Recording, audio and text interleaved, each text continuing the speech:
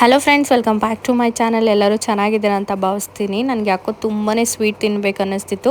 ಅದಕ್ಕೆ ಒಬ್ಬಟ್ಟೆಲ್ಲ ಮಾಡ್ಕೊಳ್ಳೋಕೆ ಕಷ್ಟ ಆಗುತ್ತೆ ಅಂತ ಹೇಳಿಬಿಟ್ಟು ಊಟನ ಆದರೂ ಮಾಡೋಣ ಅಂತ ಹೇಳಿ ಮಾಡ್ತಾಯಿದ್ದೆ. ಅಷ್ಟರಲ್ಲಿ ಹರಿ ನೀನು ಆರಾಮಾಗಿ ರೆಸ್ಟ್ ಮಾಡು, ನಾನು ಮಾಡಿಕೊಡ್ತೀನಿ ಅಂತ ಹೇಳಿಬಿಟ್ಟು ನನ್ನ ಕೇಳಿ ರೆಡಿ ಮಾಡ್ತಾಯಿದ್ದ.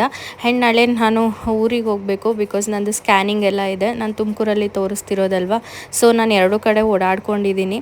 ಅದಕ್ಕಾಗಿ ನಾಳೆ ಏನೇನು ಅಪ್ಡೇಟ್ಸ್ ಇರುತ್ತೆ ಎಲ್ಲ ನಿಮ್ಮ ಜೊತೆ ಶೇರ್ ಮಾಡ್ತೀನಿ. ಆಕ್ಚುಲಿ ಇವಾಗಿಂದಾನೇ ಎಲ್ಲರೂ ಕೇಸರಿ ಹಾಲನ್ನ ಕುಡಿಯೋದಕ್ಕೆ ಸ್ಟಾರ್ಟ್ ಮಾಡ್ತಾರೆ ಅನ್ಸುತ್ತೆ, ಬಟ್ ನಾನು ಮಾತ್ರ ನೋ. ಈ ಟೀ ಪೌಡರ್ ತರ್ತಾನೆ ಇರಲಿಲ್ಲ. ಏನಕ್ಕೆ ತಗೊಂಬಂದಿದ್ ನೀನು? ಬೇಗ ಟೀ ಆಗುತ್ತೆ ಅಂತ. ಮಸಾಲೆ ಟೀ ಆದ್ರೆ ಹಾಫ್ ಅನ್ ಅವರ್ ಆದ್ರೂ ಚೆನ್ನಾಗಿ ಅದು ಕುದಿಬೇಕಲ್ಲ, ಇದಾದ್ರೆ ಬೇಗ ಆಗುತ್ತೆ. ಜಸ್ಟ್ ರೆಡಿ ಟು ಈಟ್ ಅನ್ನೋತರ. ಅದಕ್ಕೆ 10 ನಿಮಿಷ ಟೀ ಮಾಡೋದಕ್ಕೆ 10 ನಿಮಿಷ ಯಾರು ಟೈಮ್ ತಗೊಳ್ಳಲ್ಲ ಅನ್ಸುತ್ತೆ. ಮೇ ಬಿ ನೀನ್ ಒಬ್ನೇ ಅನ್ಸುತ್ತೆ. 10 ನಿಮಿಷದಿಂದ ಒಂದು ಹಾಫ್ ಅನ್ ಅವರ್ ಟೈಮ್ ತಗೊಳ್ಳೋದು. ಅಷ್ಟು ಲೇಟ್ ಆಗಿ ಟೀ ಮಾಡೋದು, ಅಷ್ಟು ಅಂದ್ರೆ ನನಗೆ ಸಿಕ್ಕಾಪಟ್ಟೆ ಇಷ್ಟ ಟೀ ಮಾಡೋದಂದ್ರೆ. Thank you so much friends. ಹಾಗೆ ನಾನು ನ್ಯೂಡ್ ಅವರ ಈ ಒಂದು ಲಿಪ್ಸ್ಟಿಕ್ನ ತರಿಸಿದ್ದೀನಿ. ತುಂಬಾ ಚೆನ್ನಾಗಿದೆ. ಇದು ಡೈಲಿ ಬೇಸಲ್ಲಿ ನೀವು ಆರಾಮ್ಸೆ ಯೂಸ್ ಮಾಡ್ಬೋದು. ಹಾಗೆ ಕಾಲೇಜ್ಗೆ ಹೋಗ್ತಿರೋರು, ಆಫೀಸ್ಗೆ ಹೋಗ್ತಿರೋರು, ಅಥವಾ ಡೈಲಿ ನಮಗೆ ಲಿಪ್ಸ್ಟಿಕ್ ಇಲ್ಲ ಅಂದರೆ ಇರೋಕ್ಕಾಗಲ್ಲ ಅಂತ ಅನ್ನೋರು ಇದು ಬೆಸ್ಟ್ ಅಂತಲೇ ಹೇಳ್ಬೋದು. ಬಿಕಾಸ್ ಡಾರ್ಕ್ ಲಿಪ್ಸ್ಟಿಕ್ಕಿಂದ ಇದು ಲೈಟ್ ಲಿಪ್ಸ್ಟಿಕ್ಗೆ ಕನ್ವರ್ಟ್ ಆಗ್ತಾ ಇರುತ್ತೆ. ಆ್ಯಂಡ್ ಇದರಲ್ಲಿ ಲಿಕ್ವಿಡ್ ಕೊಟ್ಟಿದ್ದಾರೆ, ಅದು ಗ್ಲಾಸಿ ಫಿನಿಶಿಂಗ್ ಕೊಡುತ್ತೆ ನಮಗೆ. ತುಂಬಾ ಚೆನ್ನಾಗಿದೆ. ನಾನು ಡಾರ್ಕ್ ಪಿಂಕ್ನ ತರಿಸ್ಕೊಂಡಿದ್ದೆ. ನನಗೆ ಡಾರ್ಕ್ ಪಿಂಕ್ ಅಂದರೆ ತುಂಬ ಇಷ್ಟ ಆಗುತ್ತೆ. ಆ್ಯಂಡ್ ಗ್ಲಾಸಿ ಫಿನಿಶಿಂಗ್ ನನಗೆ ಬೇಕಿತ್ತು. ಈ ಪ್ರತಿ ಸಲ ಲಿಪ್ ಬಾಮ್ ಅಪ್ಲೈ ಮಾಡಿಬಿಟ್ಟೆ ನನಗೆ ಹಚ್ಚೋದಕ್ಕೆ ಇಷ್ಟ ಆಗಲ್ಲ.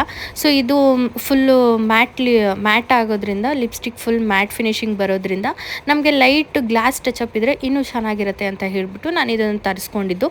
ಹಾಗೆ ಇದರಲ್ಲಿ 12 ಶೇಡ್ಸ್ ಇದೆ. ನಿಮ್ಗೆ ಯಾವ್ದು ಬೇಕಾದರೂ ತೊಗೋಬೋದು. ನಾನು ಇದನ್ನು ವೆಬ್ಸೈಟಿಂದನೇ ತರಿಸ್ಕೊಂಡಿದ್ದು. ಆ್ಯಂಡ್ ನಿಮಗೆ ಅಮೆಝಾನ್, ಫ್ಲಿಪ್ಕಾರ್ಟ್, ನೈಕಾ ಎಲ್ಲ ಕಡೆನೂ ಇದು ಒಂದು ಅವೈಲೇಬಲ್ ಇದೆ ಈ ಪ್ರಾಡಕ್ಟು.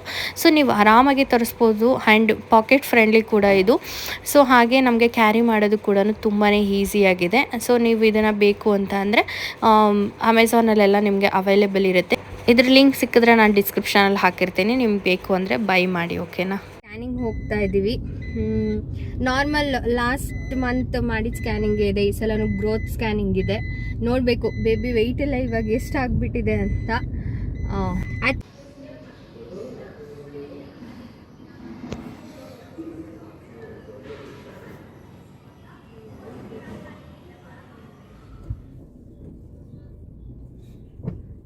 ಫ್ರೆಂಡ್ಸ್, ಇವಾಗ ತಾನೇ ಸ್ಕ್ಯಾನಿಂಗ್ ಮುಗಿಸ್ಕೊಂಡು ಹೊರಟ್ವಿ. ಹಿಂದೆ ಮುಂದೆ ಹಂಪ್ಸ್ ಕೂಡ ಹತ್ಸೋದಕ್ಕೆ ಅಬ್ಬಾ ಕರೆಕ್ಟಾಗಿ 3ನೇ ರೌಂಡಿಗೆ ಹತ್ತಿತ್ತು. ಅಂದರೆ ವಾಟರ್ ಲೆವೆಲ್ ಬೇಬಿ ಸುತ್ತ ಸ್ವಲ್ಪ ಜಾಸ್ತಿ ಆಗಿಬಿಟ್ಟಿದೆ ಅಂತ ಹೇಳಿದ್ರು. ನಾಳೆ ಮತ್ತೆ ಬರಬೇಕು ಬೆಳಗ್ಗೆ. ಶುಗರ್ ಟೆಸ್ಟ್ ಇದೆ. ಅಂದರೆ ಕೆಲವರಿಗೆ ಶುಗರ್ ಏನಾದರೂ ಬಂದಿತ್ತು ಅಂತ ಅಂದರೆ ವಾಟರ್ ಲೆವೆಲ್ ಜಾಸ್ತಿ ಆಗುತ್ತೆ ಅಂತ ಹೇಳಿದ್ರು. ಇನ್ನು ಕೆಲವ್ರಿಗೆ ನಾರ್ಮಲಾಗಿ ಆಗುತ್ತೆ ಅಂತ ಅಂದರು. ಬಟ್ ನಂದು ಅಪ್ಪಾಜಿಗೆ ಬೇರೆ ಶುಗರ್ ಇರೋದ್ರಿಂದ ಗೊತ್ತಿಲ್ಲ ನಾಳೆ ರಿಪೋರ್ಟ್ಸ್ ಏನು ಬರುತ್ತೆ ಅಂತ. ಒಂಥರ ಎಲ್ಲ ಪ್ಲ್ಯಾನ್ ಮಾಡ್ಕೊಂಡಿರೋದು ಎಲ್ಲ ಯಾವ್ದು ಆಗುತ್ತೆ ಯಾವ್ದು ಆಗಲ್ವೋ ಅನ್ನೋದೇ ಗೊತ್ತಿಲ್ಲ. ಯಾಕಂದರೆ ವಾಟರ್ ಲೆವೆಲ್ ಜಾಸ್ತಿ ಇದ್ದಾಗ ಸ್ವಲ್ಪ ಜರ್ನಿ ಎಲ್ಲ ಫುಲ್ ಅವಾಯ್ಡ್ ಮಾಡಬೇಕು. ಜೊತೆಯಲ್ಲಿ ನಾವು ಮಲ್ಕೋಬೇಕಾದ್ರಾಗಲಿ ಕೂರ್ಬೇಕಾದ್ರಾಗಲಿ ತುಂಬ ಹುಷಾರಾಗಿ ಎದೊಳ್ಬೇಕು, ಕುತ್ಕೋಬೇಕು, ಮಲ್ಕೋಬೇಕಂತ ಹೇಳಿದ್ರು. ಅಂದರೆ ಅದು ಓಪನ್ ಆಗೋ ಚಾನ್ಸಸ್ ಇರುತ್ತೆ ಅಂತಲ್ಲ. ಬೇಗ ಪ್ರೀ ಮೆಚೂರ್ಡ್ ಬೇಬಿ ಆಗುತ್ತೆ ಅಂತ. ಅದಕ್ಕೆ ನಮ್ಮ ಹುಷಾರಲ್ಲಿ ನಾವು ಎಷ್ಟು ಇರ್ತೀವೋ ಅಷ್ಟು ಒಳ್ಳೆಯದು.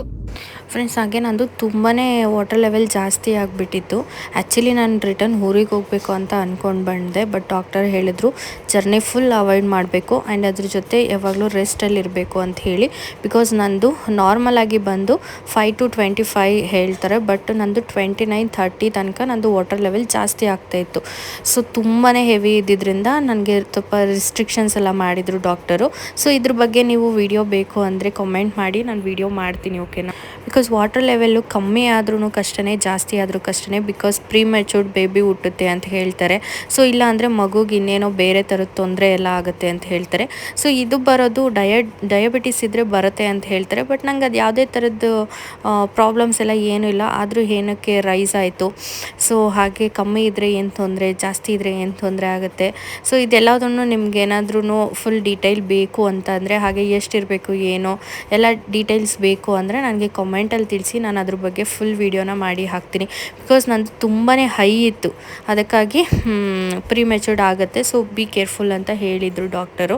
ಆ್ಯಂಡ್ ನಮ್ಮ ಅಪ್ಪಾಜಿನ ಹಾಸ್ಪಿಟಲಿಗೆ ಬೇರೆ ಕರ್ಕೊಂಡು ಹೋಗಬೇಕು. ಸೊ ಅವ್ರಿಗೆ ಶುಗರ್ ಇದೆ ಆ್ಯಂಡ್ ಅವ್ರದ್ದು ಕಾಲು ಕೂಡ ಬೆರಳನ್ನ ತೆಗಿಬೇಕು, ಹೆಬ್ಬೆರಳು ಅಂತ ಹೇಳಿದರು.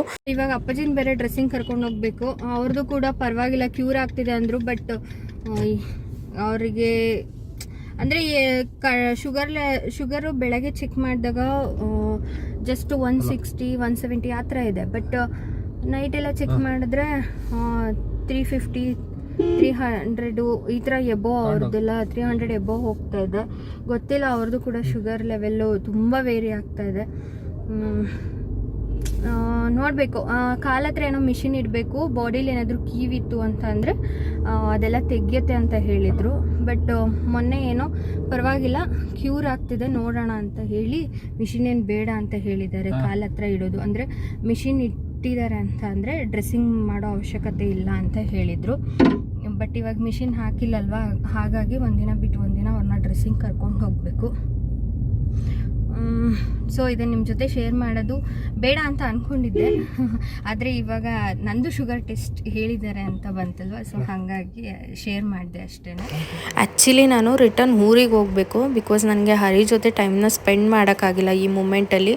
ಸೊ ಹಾಗಾಗಿ ಊರಿಗೆ ಇವಾಗ ಆರಾಮ್ಸೆ ಓಡಾಡ್ಕೊಂಡಿರ್ಬೋದು ಅಂತ ಅಂದ್ಕೊಂಡು ನಾನು ಬಂದರೆ, ಸೊ ಅದೊಂದು ಎಡವಟ್ಟಾಯಿತು. ಅದ್ರ ಜೊತೆ ಸೊ ಮೆಟರ್ನಿಟಿ ಶೂಟ್ ಕೂಡ ಪ್ಲ್ಯಾನ್ ಮಾಡ್ಕೊಂಡಿದ್ದೆ, ಅದು ಕೂಡ ಎಡವಟ್ ಆಗ್ತಿದೆ. ಬಿಕಾಸ್ ನನ್ನ ಡ್ರೆಸ್ಸು ನಂದು ರೆಡಿ ಇತ್ತು ಡ್ರೆಸ್ಸು, ಅದು ಇವಾಗ ಯಾಕೋ ನನಗೆ ತುಂಬ ಫಿಟ್ ಆಗ್ತಾಯಿಲ್ಲ. ಸೊ ಅದು ಕೂಡ ಒಂದು ಪ್ರಾಬ್ಲಮ್ ಆಗ್ತಾಯಿದೆ ನನಗೆ. ಸೊ ಯಾವಾಗ ಮಾಡಿಸೋದು ಅಂತ ಗೊತ್ತಾಗ್ತಿಲ್ಲ.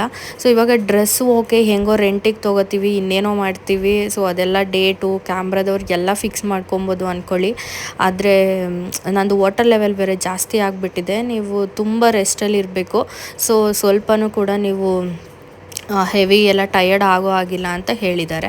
ಸೊ ನನಗೆ ಏನು ಮಾಡಬೇಕು ಅಂತಲೇ ಗೊತ್ತಾಗ್ತಿಲ್ಲ, ಯಾಕೆ ಹಿಂಗೆ ಆಗ್ತಾಯಿದೆ. ಸೊ ಏನೋ ಅನ್ಕೊತೀನಿ, ಏನೂ ಆಗ್ತಾಯಿಲ್ಲ ಅನ್ನೋ ಬೇಜಾರಾಗ್ತಾಯಿದೆ ನನಗೆ.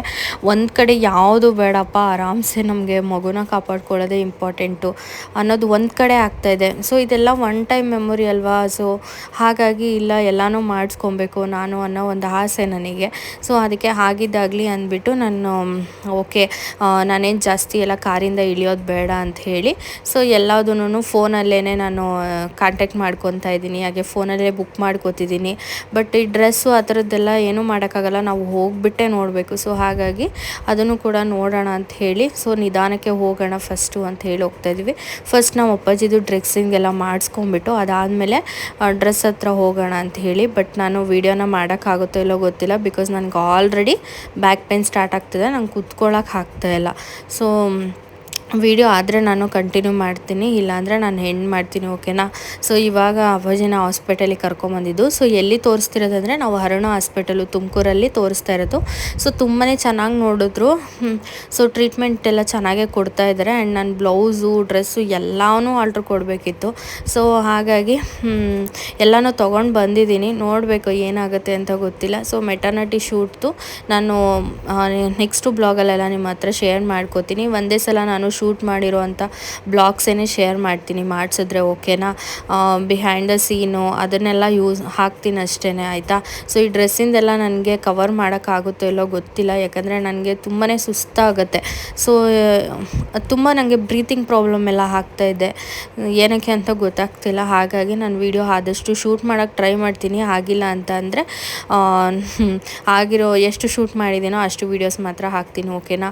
ಪ್ಲೀಸ್ ಏನು ಅಂದ್ಕೊಳ್ಳೋದಕ್ಕೆ ಹೋಗಬೇಡಿ, ಎಲ್ಲರೂ ಸಪೋರ್ಟ್ ಮಾಡ್ತೀರಾ ಆ್ಯಂಡ್ ಅರ್ಥ ಮಾಡ್ಕೋತೀರಾ ಈ ಟೈಮ್ನ ಅಂತ ನಾನು ಭಾವಿಸಿದ್ದೀನಿ, ಓಕೆನಾ. ಹಾಗೆ ವಿಡಿಯೋನ ನಾನು ಇಲ್ಲಿಗೆ ಎಂಡ್ ಮಾಡ್ತಾಯಿದ್ದೀನಿ. ಬಿಕಾಸ್ ನನಗೆ ಸ್ವಲ್ಪ ಟಯರ್ಡ್ ಅನ್ನಿಸ್ತಾ ಇದೆ, ಆಯಿತಾ. ಓಕೆ ಫ್ರೆಂಡ್ಸ್, ಥ್ಯಾಂಕ್ ಯು, ಬಾಯ್. ಹಾಗೆ ವಾಟರ್ ಲೆವೆಲ್ದು ನಿಮಗೆ ವೀಡಿಯೋಸ್ ಬೇಕು ಅಂದರೆ ನನಗೆ ಕಾಮೆಂಟ್ ಮಾಡಿ, ನಾನು ತಿಳಿಸ್ಕೊಡ್ತೀನಿ, ಓಕೆನಾ.